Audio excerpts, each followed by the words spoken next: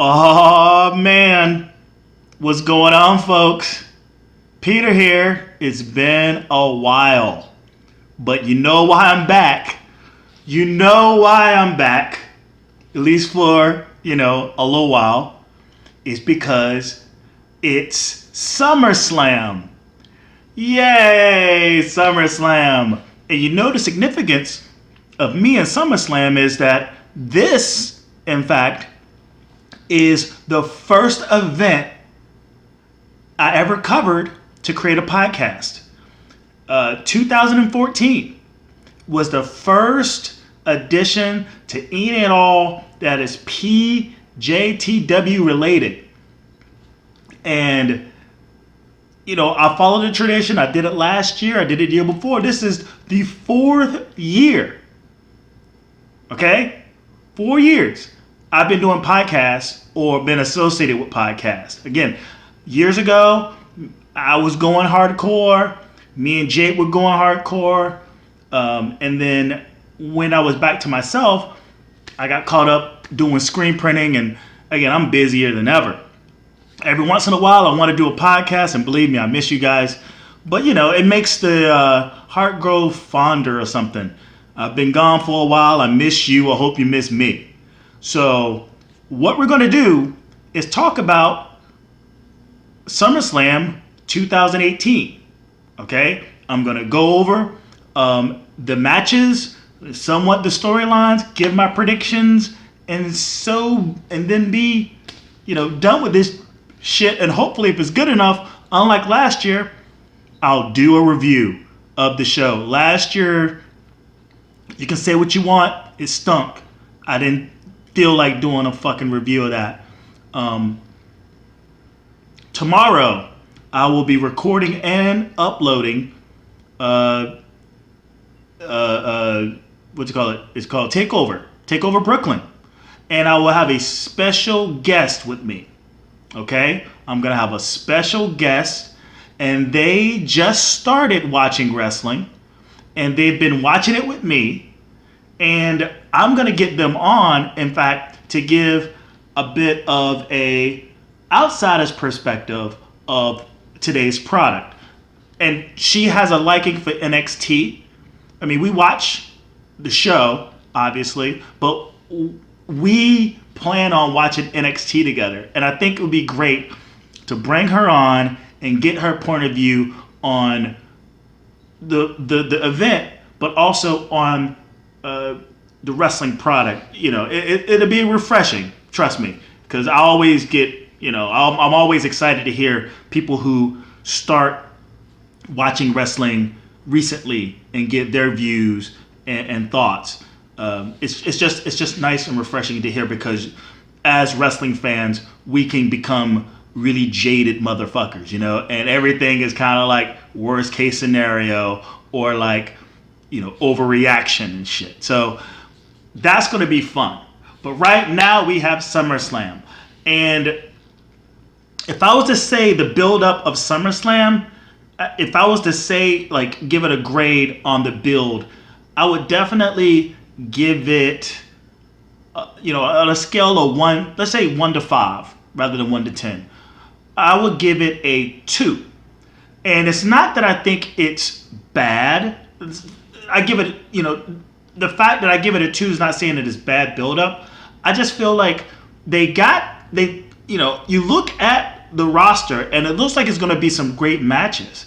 But I think the way the WWE is operating now and how they want to draw up storylines and how they want to develop characters is it affects the actual anticipation of how the fallout's going to be, if that makes any sense.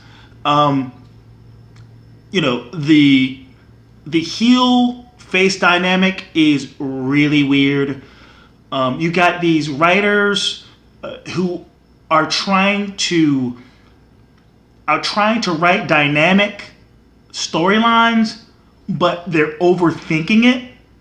And the fact that you got these people overthinking storylines and character development, and then Vince McMahon either giving it the thumbs up or killing it to death, you know, you get yourself in really sticky situations where you don't know, okay, you know, you got this event coming up and there has to be a fallout, but like, it's one of those either, I don't like the way, I don't really, you know, the direction, we were going this direction at one time and now we're going a whole different direction. The same people, but like, what the fuck? And then also you get the dragging out of certain scenarios where you're just like, can we get on with this already? So this has happened more than I've experienced since I've returned to watching wrestling 10 years ago. Okay? Like, at some point, a lot of times the things were nipped in the bud, the storylines were way basic, and you knew who were the superstars. You knew who to cheer for, you knew who to boo, unless it was John Cena. But now it's like you have no idea which direction to go in these days. And if anything, you're just like, would almost 98% of the time is like, I don't really want to deal with the creative vision of what these rivalries are. Can we just like say one person's pissed off, one person's the bad guy, and just get to the fucking match already? Can we just do that? But like, not just the match, the 3 matches, okay? It's 3 matches, you know. If you're someone who watches predictions, or even you run your own podcast, you give your own set of predictions, you have to grade off 3 matches, right? Or situations, like the Bobby Lashley Roman Reigns thing, right? Where they didn't get a rubber match. Reigns lost to Bobby, and in order to get his spot against Brock Lesnar, he beat Bobby Lashley in a fucking Raw match that I think, you know, for the most part, didn't need to happen. Okay? Just didn't need to happen. Well, anyway, I could go on for days. But yes, this could have been a better build. And I think on the SmackDown side, they did a better job, obviously. Since Shane and Daniel Bryan hasn't been on SmackDown, and you have Paige kind of running the show, they've been able to focus on these really awesome characters. And, you know, it's a shame that we have to lump Raw and SmackDown together. But if this too, you know, the heavy part of this, you say 1.75 of the like is Raw, and the fact that SmackDown, and the fact that Raw is so long, as a 3-hour show, it has way more storylines going on. It really overshadows the efforts of SmackDown. I mean, I wish it was one of those things now where it's, you know, this could be, even for the people who don't even make the show, like the sort of lower card on SmackDown is way more compelling than what's going on Raw. Just way more compelling. And, you know, it's a shame. You know, I would watch a SmackDown Summer Slam over anything Raw can put out. You know, it's one of those things. So, all right, without further ado, let's go ahead and get through this because I don't have a lot of time. But I'm going to start from the bottom of Wikipedia. All right, I'm looking right on my phone. So if you're watching on YouTube and I like look down, it's because I'm looking at my phone to look at the thing. If you're listening, pay it no mind. And by the way, thanks for listening. Thanks for watching. Again, you can watch this on YouTube. This is on iTunes, SoundCloud, Stitcher, and a whole bunch of other shits. Maybe Google, because podcasts just kind of end up on different places. If it goes one way, it just ends up on a whole other shit. So maybe I'm on Google Podcasts. Maybe I'm on like some other fucking podcast out there because of my RSS feed. But nevertheless, I love you guys. Thank you so much for listening and watching. So we're going to start with the pre-show. And this is card subject to change. You have the B team, which is Bo Dallas and Curtis Axel, versus the Revival. which is Dash Wilder and Scott Dawson. And this is for the tag team championships for the Raw brand. Now, the B team are a very, zany, wacky group. You get two guys who were at some point got a push and then ended up not getting a push.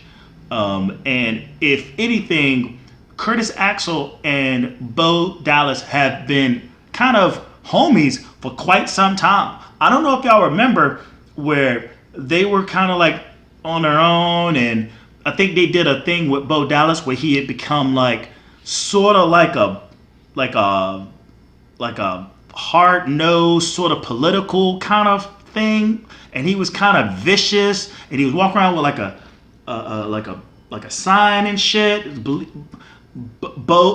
in Bo or some shit like that, and he actually turned on Curtis Axel, whipped his ass, and it was kind of swept under the rug. Like, no one remembers the fact that Bo Dallas beat the shit out of Curtis Axel, and then the next thing you know, they were friends again. And I think they were trying to give Bo a bit of a push for somebody, and I think he just ended up losing to like John Cena, and that was it. And not on like an opening match on Raw or some shit like that. And then that was Bo Dallas. The both of them have been, the homies of Miz, the Miz Taraj, and then when Miz left, they were left to their own devices, and they became the B team, and they were getting these fluke wins. I think they walked up to there was an episode where they walked up to Kurt Angle and they were like, "Hey, can we get like a tag team championship match?" And he was like, "Oh, you got to win some matches first." So they started winning matches, all these fluke matches. Like, they were just winning. They kept winning and winning and winning. First, I think they won like a over-the-top battle royal, which led them to face Bray Wyatt and Matt Hardy for the tag team championships. They won. They took the championships off. They had a multitude of rematches between the groups. Even one-on-ones where the B team, whether Bo Dallas or Curtis Axel, just won.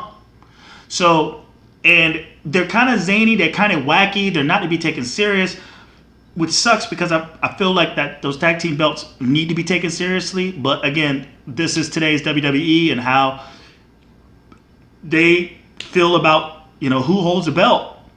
Like, they're really making it obvious that just because you're holding the belt doesn't mean you're the best. You look at Roman Reigns, you look at Braun Strowman, you look at Charlotte Flair, you look at Randy Orton even. These people are the important ones, and they don't even have belts.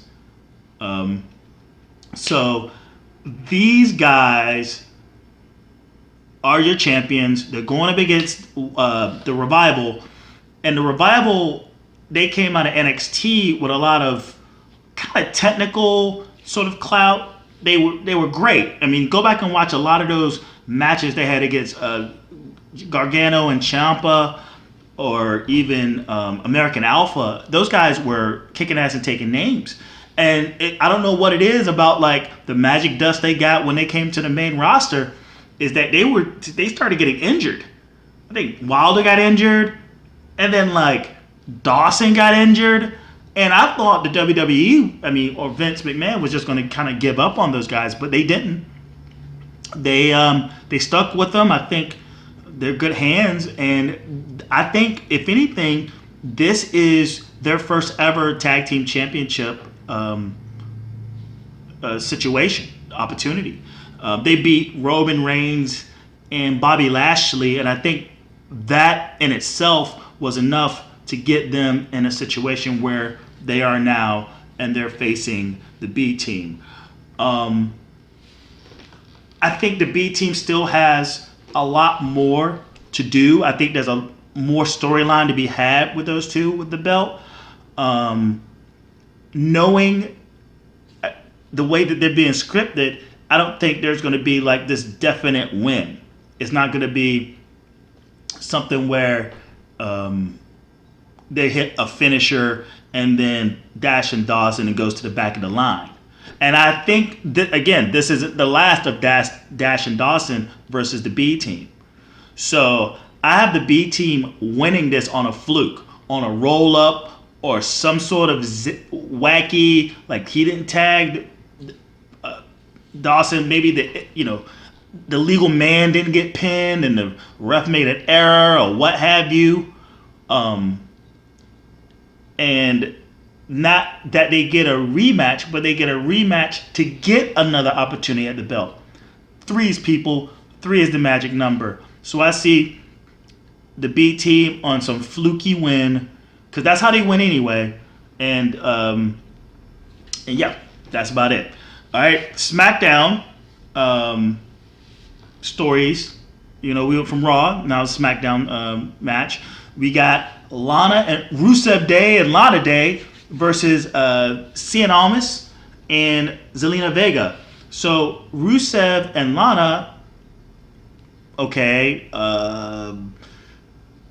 Rusev just had a championship opportunity. Just I think Backlash, just his past pay-per-view, and now he's back doing pre-show duties, which is a shame. But nevertheless, he's still whatever. Whatever. What's been happening is that they've just kind of been paired off with Vega and Almas. I think Almas has a win over Rusev because of the storyline that they have in the Rusev Day camp with Aiden English. And I think Aiden English caused Rusev to lose. He's caused Lana to lose. It's because he's trying to be helpful. They're telling him that they don't need his help. He keeps butting in and causing them to lose. And meanwhile, they have this sort of thing going on with Vega. And I think the beef is more Vega and Lana than it is Rusev and Almas, right? So you've had 2 matches with Vega and Lana that Vega has won. And plus, Vega didn't wrestle a single match on NXT. She was just along, as the business associate of Almas. And I don't know, apparently she used to be really good. She's still good, I guess, but she got a little bit of ring rust, and she hasn't really been impressing anybody. But also, she's been in the ring with Lana, and Lana shouldn't be in the ring at all. So you get these 2 wrestling fucking lions in Rusev and Almas, and those 2, even their match was pretty amazing. But the fact you have these 2 women who aren't as skilled, I guess, against one another, or maybe one's carrying the load, or maybe it's awkward because the level of competition isn't balanced. It just makes for something that I wasn't really hoping for. I would watch Almas and Rusev all day, but it's not really needed. It could be added drama if they were like the valets on the outside, but they're not necessarily needed in the ring. With the storyline being that Aiden English is kind of like this monkey wrench in the system that is the whole Lana Day, Rusev Day thing. I feel like he's going to interject yet again. Now, again, I feel like Rusev and Almas still have legs, but they need to make up on their mind what they want to do with Aiden English, what they want to do with Rusev, what they do with Aiden English and Rusev. Now, I see Aiden English butting in again, but in fact, Rusev and Lana not getting distracted. They pull it off because Almas is still young. He can take a couple of losses. I think his reputation keeps him fine. Like he's not gonna hurt because he loses. I think he has a lot going for him that the average wrestler on the roster on the mid card has something that other wrestlers don't have, so he can take this loss, and he doesn't even have to be pinned. I could see Lana getting her pin back on top of Vega, and then them kind of moving on, but then Rusev, even in the win, being upset with Aiden English for the fact that he almost caused another loss, and then we see where that goes.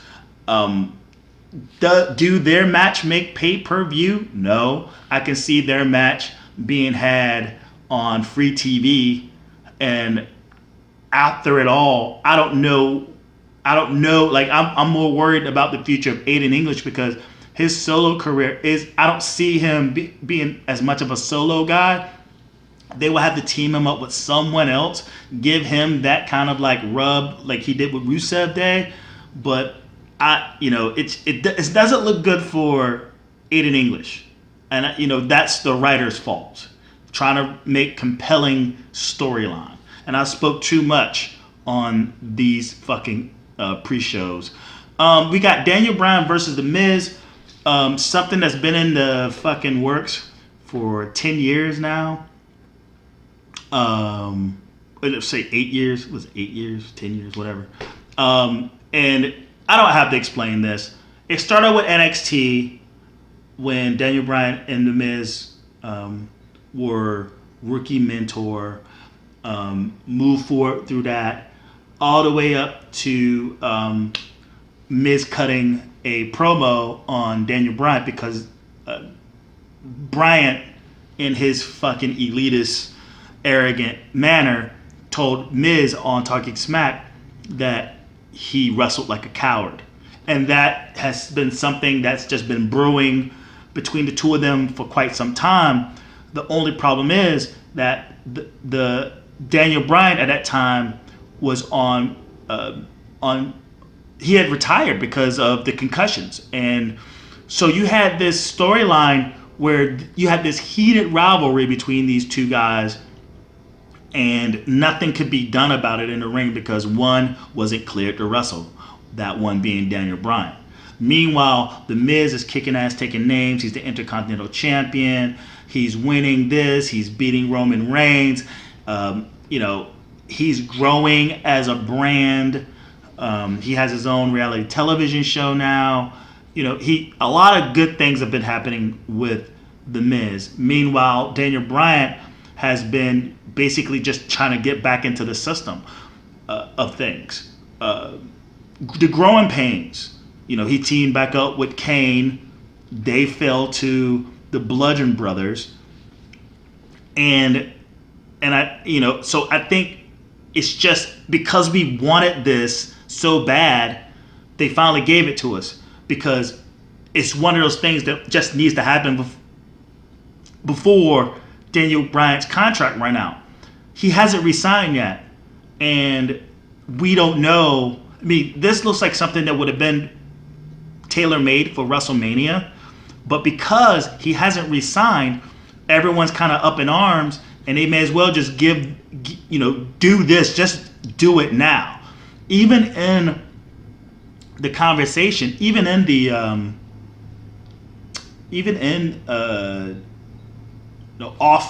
outside the ring, there was an interview with Daniel Bryan, and he talks about, he basically he buries the creative in terms of, hey, you think you could trust these guys to push our storyline all the way to WrestleMania?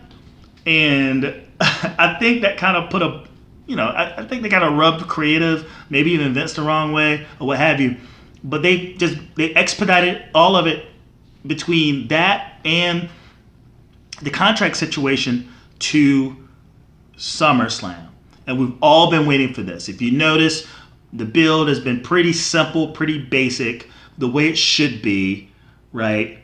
Again, one of the reasons why SmackDown storylines are so much better than the Raw storylines, even with Rusev and Lana versus Almas and Vega. I mean, it's not the best, but it's better than what's going on Raw. So if I was to give my prediction, The Miz wins this. As crazy as it sounds, The Miz will win this. And he will beat him because he's going to somehow get Bryan to hit his head somehow. He's going to roll him up. And he's going to roll him up. And he's going to get that victory. I'm not sure when Daniel Bryan's contract runs out. But maybe they could squeeze in 2 more matches. Bryan could be victorious in the second one and in the rubber match. Maybe for Survivor Series, knowing those 2, they probably can have, it's going to be dual branded, so it's not like bragging rights. So it'd be Team Miz, Team Bryan, but I don't see that happening. But they can stretch it out to November. I mean, again, depending on when Daniel Bryan's contract is. But again, I have The Miz winning this. Finn Balor versus Baron Corbin. Big man, little man storyline. Corbin's an asshole. Finn Balor hasn't lived up to anybody's expectations. He better bring out the fucking demon for Baron Corbin. Baron Corbin just defeated him just recently. Not much to say about this. I'll move on. I feel like in this David Goliath sort of thing, because Baron Corbin, Finn Balor hasn't win over Corbin. Corbin hasn't win over Finn Balor. So it makes sense that Finn Balor wins this rubber match and move on. Constable Corbin, I'm not sure where he goes, but I don't know. Who cares? A lot of people, I had a lot of promise for Baron Corbin. I thought at some point he was going to turn babyface, but that didn't happen. There's a lot of people that don't like Baron Corbin, and you get people who don't understand why. And I don't think it has a lot to do with the fact that he's a heel. He's a heel. He's doing his job. He's not being liked. The problem with Baron Corbin, and the reason why people don't like him, and the reason why, I've fallen off the Baron Corbin bandwagon, is because he walks around like he's pretty fucking much proven. He walks around like he fits, like he belongs, like he's a made man. Like, there's nothing that motherfucker has done to prove to me or to anyone else that he even belongs on any WWE programming. Not even fucking, he didn't even prove his worth on NXT. He hasn't proved any worth to anybody. He hasn't proved his worth in the ring. He hasn't proved his worth on the mic. He hasn't proved his worth in growth. He hasn't proved his worth in development. No one's clamoring over any matches that guy's ever had. No one's clamoring over any promos he's ever cut. No one's clamoring over any fucking rivalry he's ever been in. But he carries himself as if he cut a 316 promo, that he had a match like fucking Shawn Michaels and Undertaker, and that he's like as if he's been around as long as Triple H. Like, these 3 things is what he's presenting himself as. And okay, you call it X-Pac heat or go home heat or go away heat. It's more or less like, dude, who the fuck are you heat? Right? And that's the thing. That's the thing. And he's getting wins over fucking Finn Balor. Finn Balor, the first Universal Champion, beating Roman Reigns. He's proven. He's proved year after year, whether it was back in Ireland, whether it was, the head of the Bullet Club in New Japan, his worth in fucking NXT, and his worth in the WWE. He's proven himself time and time again. He has every right to have his chest stuck out and to have a little bit of fucking ego, because he's proven. Baron Corbin, not so much. And I agree, there was opportunities. I think he could have had something, but it all just fell flat because, I don't know, maybe it's Vince, maybe it's creative, maybe it's him.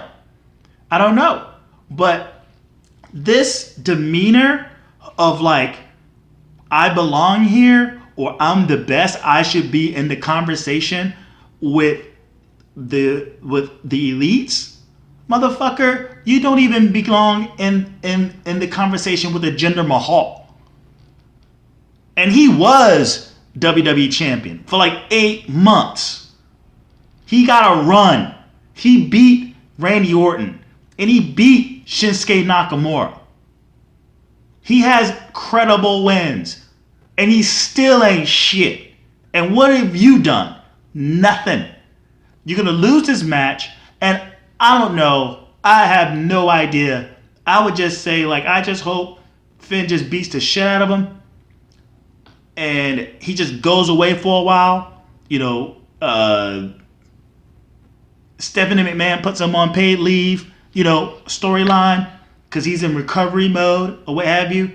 Or just come out as a demon and to destroy the guy, and then we have a reason to just take him off TV for a while and then come back not doing that constable role. It's not helping him.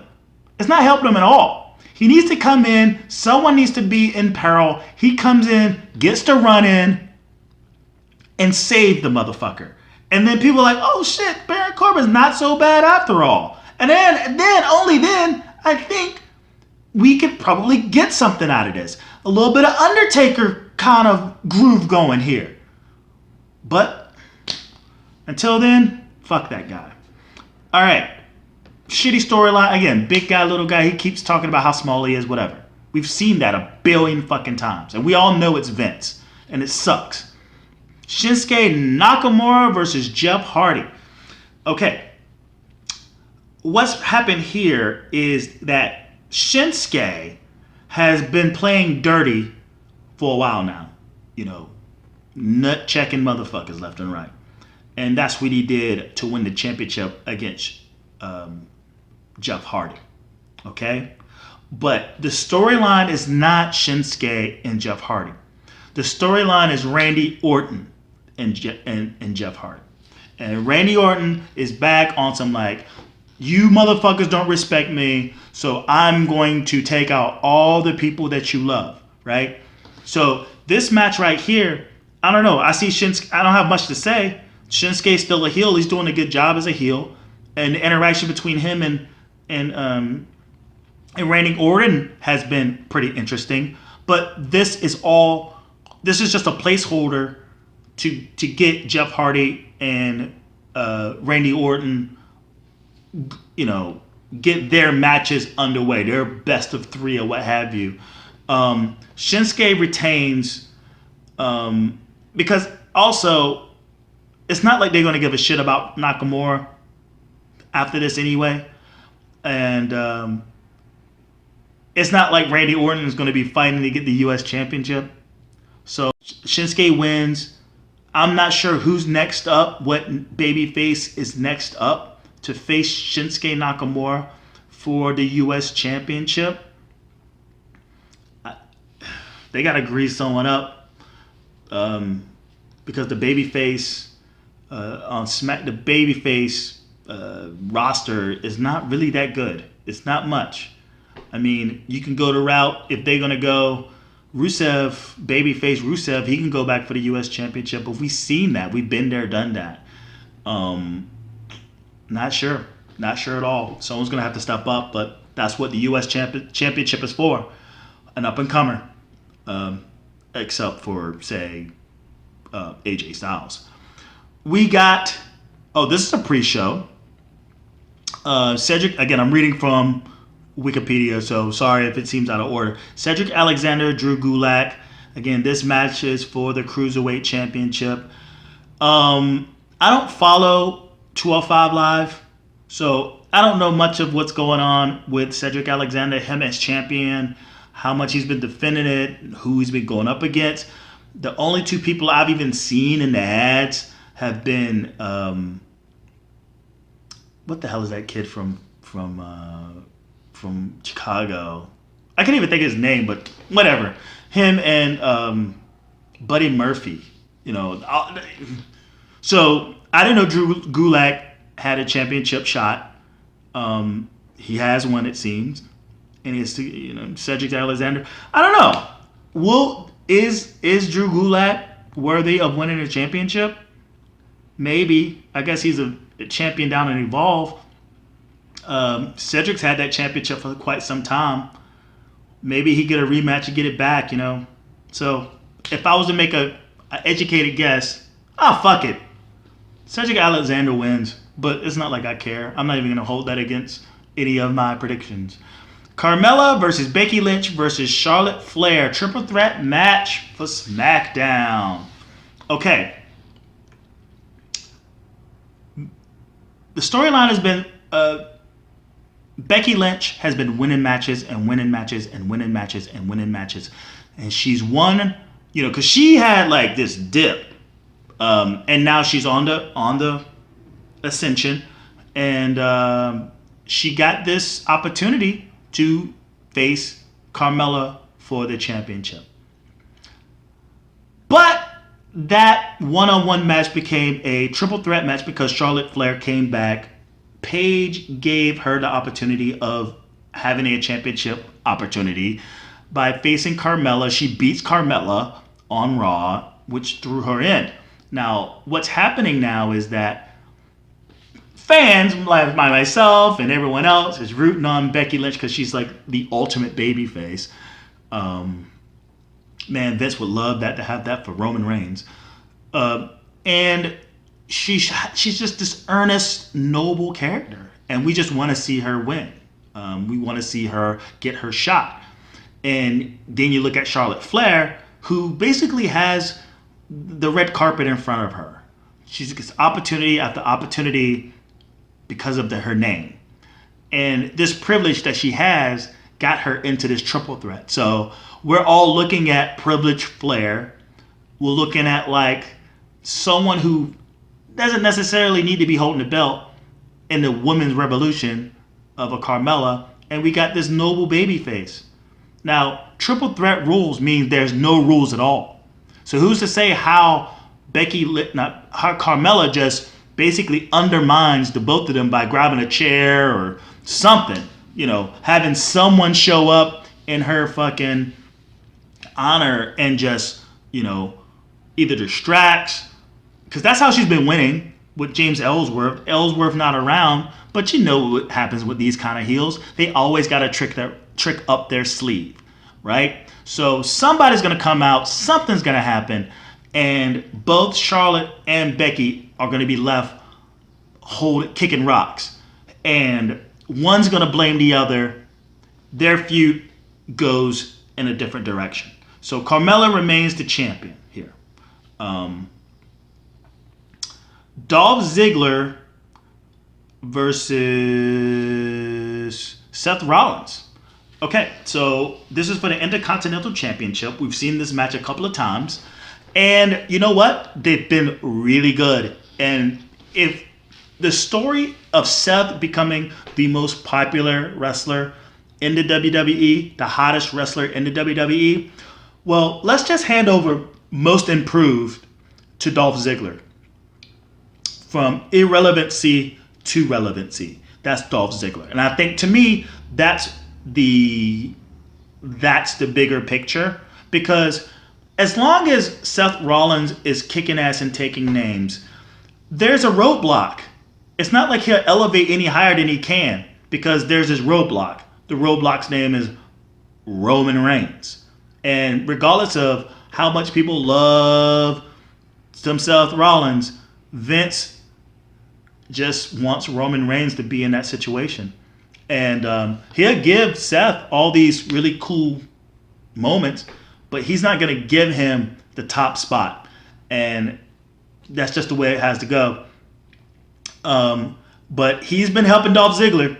If anything that he could be credited for and helping is the fact, in helping is that he made Dolph Ziggler bearable.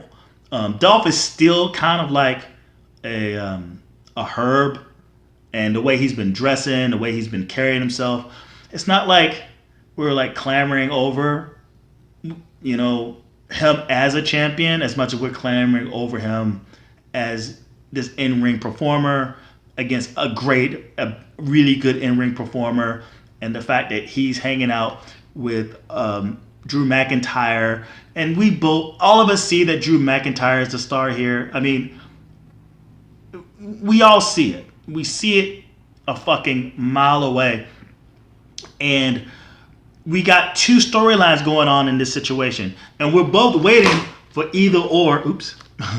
Either or, one of the two partners turn.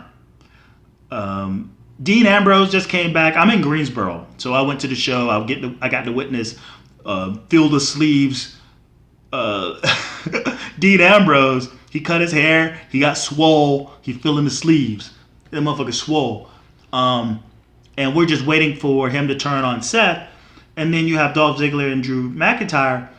And who turns on who here? You know, Drew. We're just waiting for Drew to turn on Dolph.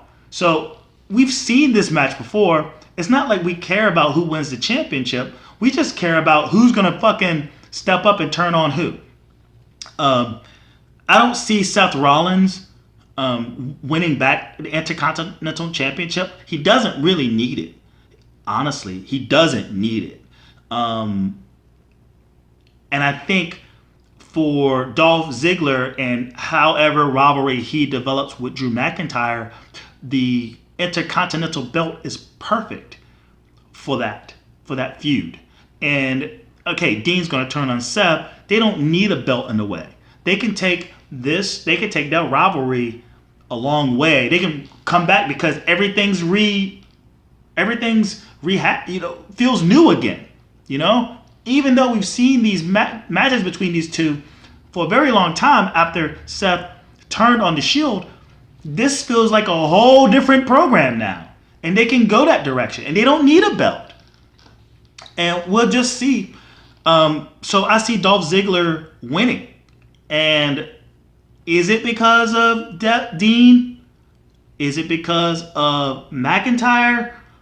We don't know, but I just feel like Dolph will retain. We got Braun Strowman versus Kevin Owens for a singles match for the Money in the Bank contract. So the storyline has been this. Braun Strowman has made Kevin Owens' life a living hell. Okay? We've all seen the fucking shit he's done, whether it's tipping over his car, throwing him off a cage, you know, kicking him, holding him captive in a fucking porta potty. The way I see it is this. Kevin Owens has been a real jerk to everyone ever since he's been. At first he was like a badass, kicking ass, taking names. He beat John Cena. He was kicking ass, taking names. But when he got that first Universal Championship, he became kind of like a chicken shit. And then, you know, his pairing with AJ Styles, he turned on Styles. His pairing with Chris Jericho, he turned on Jericho. And I think Braun Strowman is his guilty conscience, like coming after him. I know it sounds pretty cheesy, pretty campy, but I can't come up with it. Braun Strowman hasn't explained why he chose Kevin Owens to be a thorn in his side. But that's all I can think about. Like, there hasn't been a time ever that I felt bad for Kevin Owens. And that's why, I mean, like, he'll make like makeshift tag teams with other heels where he'll just walk out on them, right? Multiple times over. So Braun, I think, is like the fucking guilty conscience. And Kevin Owens has had enough. He's used his leverage as being kind of Triple H's and Stephanie McMahon's inside guy. He used that leverage to sort of get things in his way. He said, I was trying to be diplomatic, now I got to go this route. So he was given an opportunity because of Stephanie and Triple H to face Braun Strowman as almost a punishment to Braun for making Kevin Owens' life a living hell where he didn't really necessarily need to, by putting his Money in the Bank briefcase on the line. Now, I have absolutely no idea. Everyone's already talking about Kevin Owens winning and cashing in Summer Slam night. I never agreed with Braun Strowman needing the briefcase in the first place. I think he could just get a one-on-one match with whoever is the champ and possibly beat him. The idea of the Money in the Bank is to cash in when someone's vulnerable. You know, you take away that vulnerability and, you know, you don't have much of a gimmick. And Braun, again, like, Braun cashing in when someone's down is so not the fucking Braun Strowman character. So, I don't have any belts exchanging. And I still don't see Braun Strowman as a champion, so to speak. And I think you can get a really good match with whoever. Because, we'll see. It's all speculation. But let's just say Roman Reigns wins the championship. Roman Reigns gets cashed in on by Kevin Owens. And then you get Braun Strowman basically going after Kevin Owens and having him beat Kevin Owens to become champion. I feel like that's more the thing, if anything. And let's just say Roman Reigns wins, he gets cashed in on, and then he wants his rematch. Braun Strowman will just show up and just ruin it for Roman Reigns, and then he'll just go up to something else, unless they do the feud again with Braun Strowman and Roman Reigns. I mean, it's so many different ways. Between this Money in the Bank fucking contract match and the main event, gotta be the most maybe unpredictable matches on this card, right? So if I was to make like just a wild, educated guess, I'm gonna say that Kevin Owens retains. I mean, Kevin Owens actually wins on a fluke. He wins nevertheless. He gets help from somebody, and he gets the briefcase from Braun Strowman. We'll see from there. Okay, let's move along. Bludgeon Brothers versus the New Day for the Tag Team Championships. All right, so there's a little bit of a glitch in the thing. I had to, in fact, make a delivery real quick for some shirts, but I'm back. So we're Bludgeon Brothers versus the New Day for the Tag Team Championship belts. Now, I don't know. Bludgeon wins. They still haven't given us much of a storyline of these guys, but I think they're still going to just tear through motherfuckers. The New Day have been part of some of the most amazing matches we've seen in the past year. Just this past SmackDown, that match they had against Sanity, it's been amazing. It was fucking badass. But I think maybe they're just running with it. But this fucking New Day crew has been together for a very, very long time, doing that same fucking shtick for a very, very long time. I've been clamoring for the idea of Big E getting a push. Now, we know how this goes. I hate that it has to probably happen like this, but when you get like a tag team or a group of guys, a faction, someone has to go rogue. Someone has to turn. Someone has to fucking break away from the unit in a violent way. I feel like they shouldn't have to do that with the New Day. They shouldn't have to at all. They shouldn't have to do this with the New Day. The New Day can just be like, look, it's time to focus on what we need to do as brothers in this on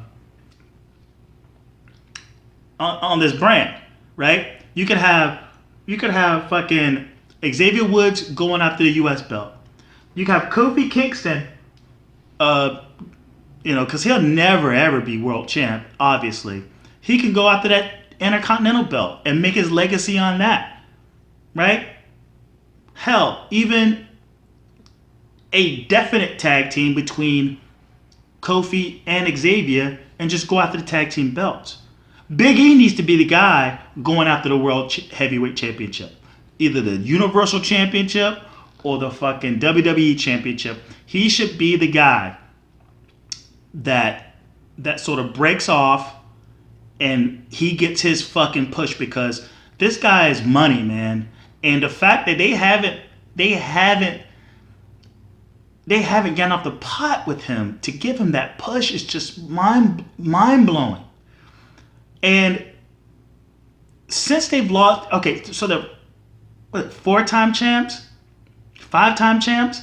They don't need to win it again. This belt, they do not need this belt. If anything, they need to become individual stars. And with New Day, with what they have going, they've solidified themselves individually. Even no one saw anything coming out of Xavier Wood. He made a name for himself. He can have a formidable fucking run as a singles guy. Like, he was able to get that out of the New Day, right? Incredible feats. But it's time for Big E to break away. And as much as I don't want him to turn on the crew, because if they don't get this, maybe he can, flip a switch and he just beats down both, Kofi and Xavier. I just feel like it wouldn't serve any purpose. It just wouldn't. We don't need another Shield storyline. We already have one. But they need to do something with that. They need to break them off somehow. And, have them collective, but just have them on their own at the same time doing their thing. But definitely the Bludgeon Brothers retains. And we'll just see. Again, fingers crossed on how this works, because it's been way too long. And the best time to hit them with a turn or a breakup is when people least expect it. And I think people really least expect it here. But they got to have some sort of clue with the luck they've been having. They've been losing to the Bludgeons, getting their asses handed to them. They can't beat them. So something has to change. And we have to figure out who the hell is going to be. Is it going to be Big E Kofi? Kofi Woods? Woods Big E? Which way they even going to go? If they're smart, if they want to win, they're going to go everyone thinks when Xavier Woods is part of the crew that they don't have a chance. But you take these two big bad dudes, I'm almost thinking that it's going to be Big E, Xavier Woods with Kofi on the outside. That would be the perfect game plan. The two bigger guys going in there and throwing haymakers. But again, the Bludgeon Brothers retain, and hopefully we can get some solo action from Big E. That sounded weird, but you get what I'm saying. AJ Styles versus Samoa Joe for the WWE Championship. So AJ Styles, he got his championship not too long ago. A very lackluster reign that he has as a champion now. I don't know why. I think that's the WWE's fault. They don't have any heated up fucking heels for him to take down. We still all love AJ, but I think it's time to move. He can always win the championship multiple times. I mean, he can get up to 13, 14, 15 times for all we care. And he can do it. He can totally do it. But I just think that Nakamura feud kind of knocked the wind out of him a little bit. We got Samoa Joe. He's been heating up. And their history, they have a storied past with TNA. So it's kind of interesting to see that, these two top guys from TNA, and I don't even think Samoa Joe was that much of a top guy. He was a headliner, but he was a guy who ended up in spots, but I don't think he was regarded as, the man in TNA. And this is from a guy who didn't even watch it. And I'm thinking, you hear enough podcast shit and you see, what he's thought of. But you take these two guys, and all of a sudden they're fighting for the lineage, not the Universal Championship, the lineage of the company, the WWE Heavyweight Championship. Ain't that something? Ain't that something? You look at all the scenarios in the world, and you take these two guys. Well, before it was Nakamura and AJ Styles, you take two guys from New Japan fighting for the lineage of the WWE. Now we get two TNA guys fighting over the lineage of the WWE, which is quite shocking, if you ask me. But the storyline has been, I think, AJ cut a promo on about evolution in his family and his daughters and shit. And then Samoa Joe just came out and was like, yep, I'm going to talk about your family too. So now it's just like family and time and championships and wanting to fight. As hot as Samoa Joe, he should win this. And he should win it in fucking... There shouldn't be no fluke. There shouldn't be no one coming in to distract him. Samoa Joe should just put him up in that fucking package power bomb and just end it. And he should be, give him his crowning moment where it be some babyface shit, obviously, but he would have to keep his cool to be the top heel on the SmackDown brand with the championship. Like, obviously, we're all going to be happy for him. Everybody. We're going to be cheering, over AJ Styles, a guy we love.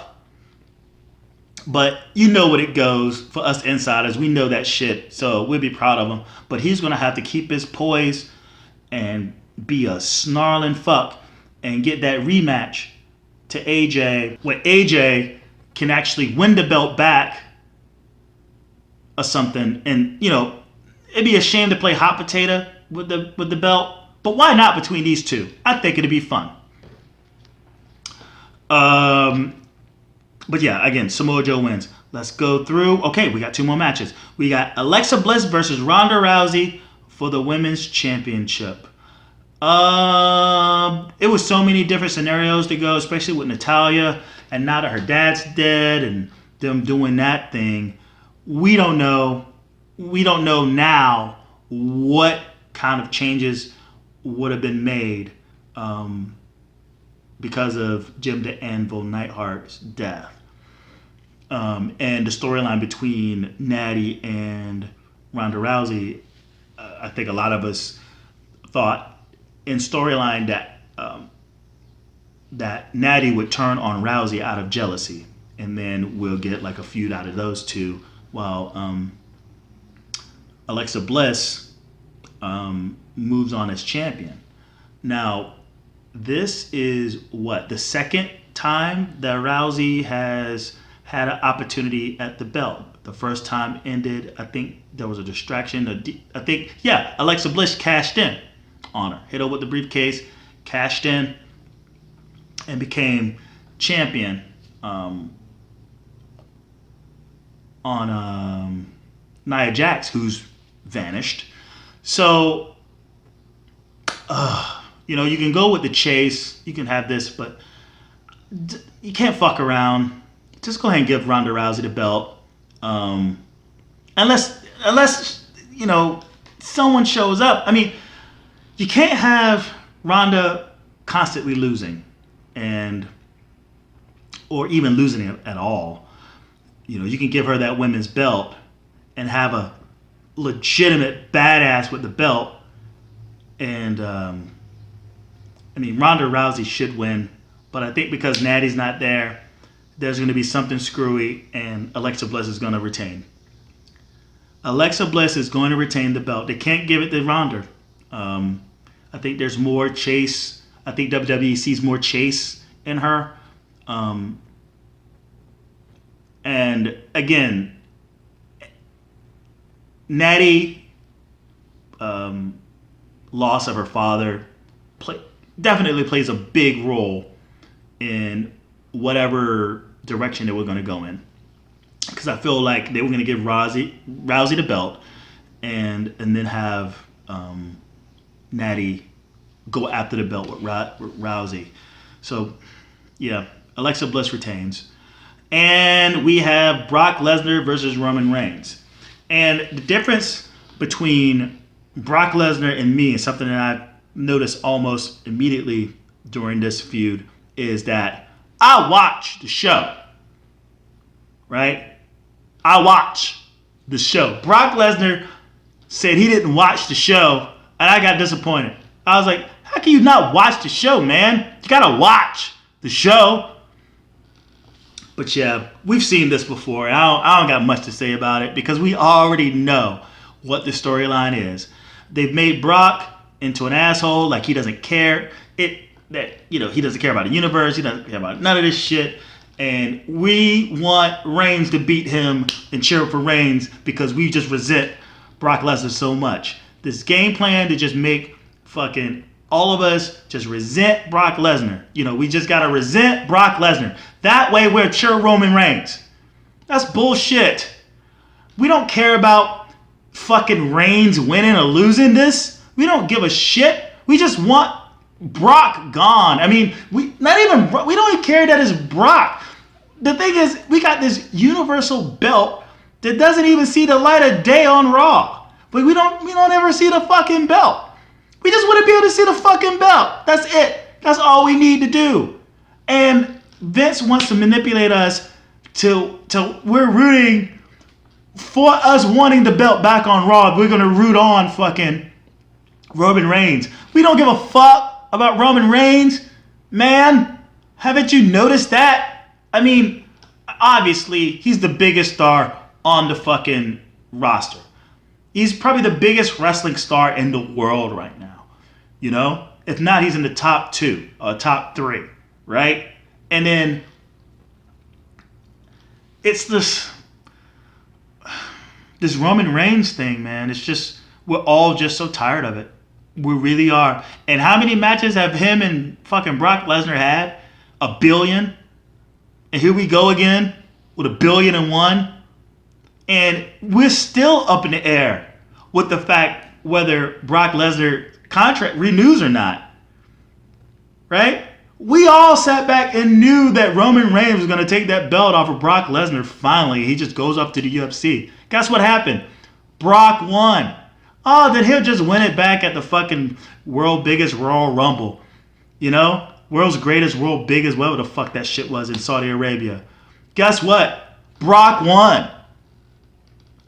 So they had this fucking bullshit storyline where it seemed like Paul Heyman was gonna team up with him or something, and then they had Brock Lesnar kind of turning on Heyman, only for that to be like some sort of ruse. And in Greensboro, we got fucking him getting maced with fucking silly cheese, and Brock coming out and beating him down. It's like, what are you doing? What the hell? We don't even know what the fuck's going on, man. You had these opportunities to tell these compelling stories, but then it just turns into like, yo, look, pulling the wool over our eyes. You're fucking with our intelligence, man. We're wrestling fans. Bad enough that we're wrestling fans. Now you're going to make us into idiots, pulling the wool over our eyes. Oh, they were in it together the whole time. If there's ever a fucking storyline that any of us wrestling fans want to see, is to see a fucking another Stone Cold Vince McMahon situation where like, oh yeah, we've been going at each other and we hate each other, and then come to find out you're shaking hands, y'all were all cool the whole time. You're fucking with us. How dare you pull that bullshit? That's not good writing. That's not like fucking healthy writing. That's not like something that someone goes back and like, yeah, you really did a good job telling that story. No, the fuck you didn't. You didn't know what the fuck you were talking about or doing or writing. Fuck that storyline. You pulled it here, and maybe you're probably pulling again during the match. And we're all gonna fucking just grab our fucking head and be like, what the fuck are you doing? That's what we're gonna do. That's what all of us are gonna do by the time that this match is over, we're all gonna be fucking holding our heads, and I'm gonna do a video of this. A live shooting, live taping of reaction of that match at the very end. I'm gonna be watching it with some friends over at a bar, and I'm gonna do a whole fucking live tape. If no one's like grabbing their head, going, "What the fuck is going on?" Then you know what? I'll be in the wrong. But the way this shit is going, the way this motherfucking shit is headed, the direction that it's headed in, I have no other choice but to have absolutely no faith that WWE is going to do neither the right or wrong thing. They're just going to do the stupid thing. Right? Right. So if I was going to say, and I was saying, this boils back down. It's so unpredictable. It boils down. Now I say, what the fuck are you doing with the match? Right? Right? And honestly, I see Brock Lesnar winning again. I see Brock Lesnar winning again. And whoever the fuck wins that Money in the Bank cashes in and basically brings the Universal Championship back to Raw.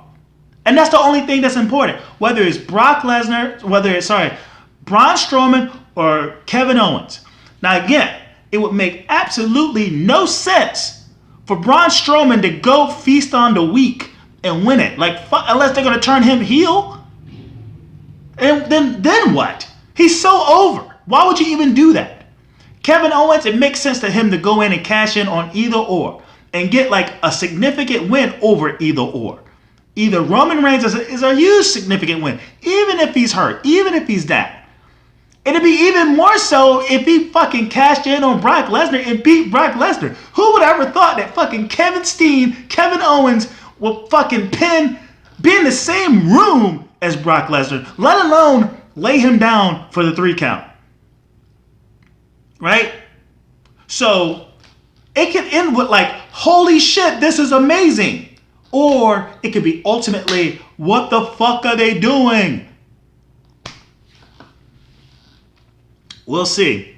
But again, I don't mention the cash-in as a prediction as much as what I think will happen. Because again, I want to analyze the match or predict the match. And if I was to make a prediction, Brock Lesnar is winning. Brock Lesnar is going to win. And I think, it can't be a prediction, but I just think someone's going to cash in. But you can't hold me to that because it's not a prediction. Okay? So that's my SummerSlam prediction show, preview and prediction show for your monkey asses. August 16th, 2018, man. I hope this show is good. I'll follow it up with a review, man. I'll follow it up with a review if it's good. If it's not, if you don't see another fucking video, another fucking MP3 uploaded, you know how I feel about this show. Because I'm going to watch the show. You know how I feel about the show. Again, tomorrow, I'm going to do a podcast vlog of Takeover Brooklyn with a special guest. Okay? So, until then, thank you for listening. Thank you for watching. Watch out for the foreign objects. Peace.